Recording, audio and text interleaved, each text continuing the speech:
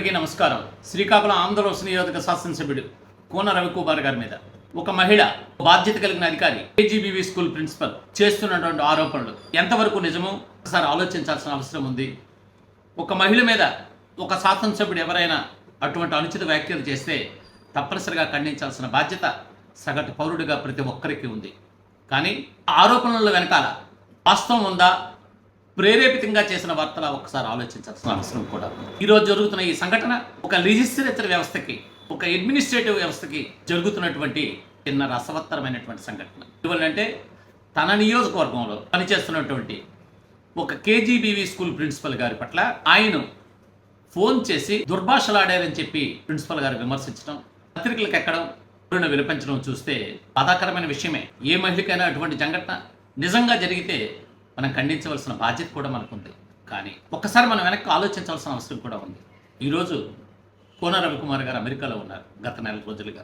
ఇటువంటి పరిస్థితుల్లో ఆయన లేని సమయంలో ఈ విధంగా ఆయన అబాసుపాలు చేయాలని, ఆయన మీద బురద జల్లాలని ఏవైనా ప్రత్యర్థుల ప్రయత్నమో కూడా ఆలోచించాల్సిన అవసరం. ఆయన అమెరికా నుండి ఒక ప్రకటన విడుదల చేస్తూ ఆమె అవినీతి పరురాలని, మెగా పేరెంట్స్ మీటింగ్ డబ్బులు కలెక్ట్ చేశారని, విద్యార్థుల దగ్గర అనేక సందర్భాల్లో డబ్బులు వసూలు చేస్తున్నారని, వ్యవహార శైలి బాగులేక నేను అనేక సార్లు మందలించానని, ఇప్పటి పరిస్థితుల్లో ఆమె వ్యవహార శైలి పద్ధతిగా లేక ఇక్కడ నుండి బదిలీ అయితే దానికి ప్రత్యామ్నాయంగా ప్రతీకారం తీర్చుకోవడానికి ఆవిడ ఈవేళ పత్రికలకు ఎక్కి తన మీద బురద జల్లుతున్నారని చెప్పి శాసనసభ్యుడు ప్రకటన విడుదల చేశారు.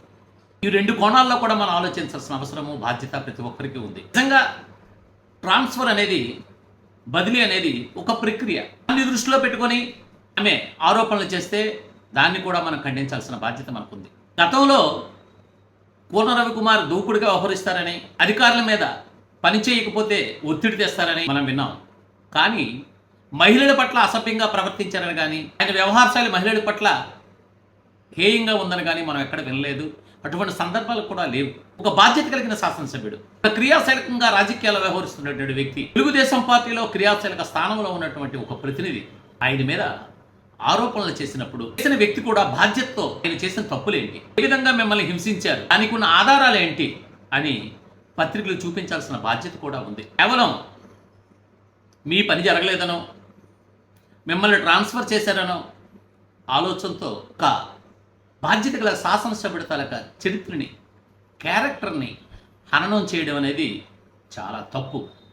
ఎందువల్లంటే ఇలా అయితే అసలు శాసనసభ్యులకి మినిమం నియంత్రణ కూడా లేనటువంటి పరిస్థితి ఏర్పడుతుంది. ఒకవేళ నిజంగా కేజీబీవీ ప్రిన్సిపల్ పట్ల అనుచితంగా వ్యవహరించిన, తప్పుడుగా ప్రవర్తించిన శాసనసభ్యుడు మీ ఉన్నతాధికారులు ఫిర్యాదు చేయొచ్చు, ముఖ్యమంత్రికి ఫిర్యాదు చేయొచ్చు.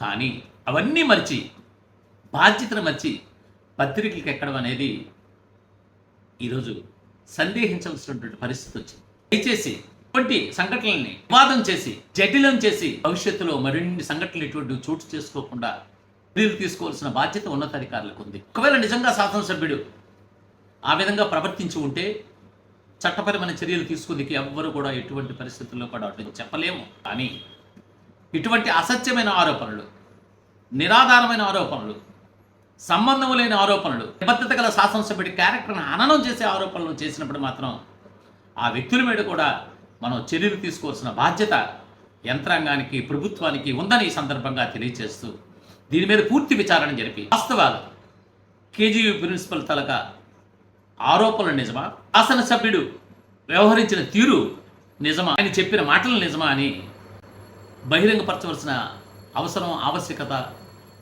అధికారులకి ఉంది, ప్రభుత్వానికి ఉంది.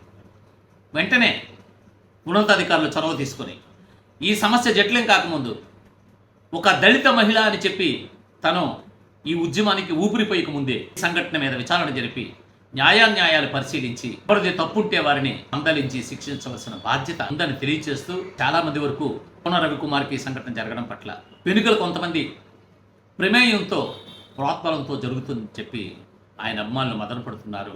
రాజకీయాల్లో ఇప్పుడిప్పుడే ఎదుగుతున్నటువంటి రవికుమార్ గారికి రాజకీయ అవరోధం కల్పించడానికి పార్టీలోన బయట కొంత వ్యక్తులు దీనికి పథకరచన చేశారు అని చెప్పి కూడా తనకు అభిమానులు బాధపడుతున్నటువంటి పరిస్థితుల్లో దీని మీద పూర్తి విచారణ జరిపి న్యాయం చేయాలని, వాస్తవాల్ని ప్రజలకు తెలియచేయాలని సిక్కోలు చైతన్యం విజ్ఞప్తి చేస్తుంది.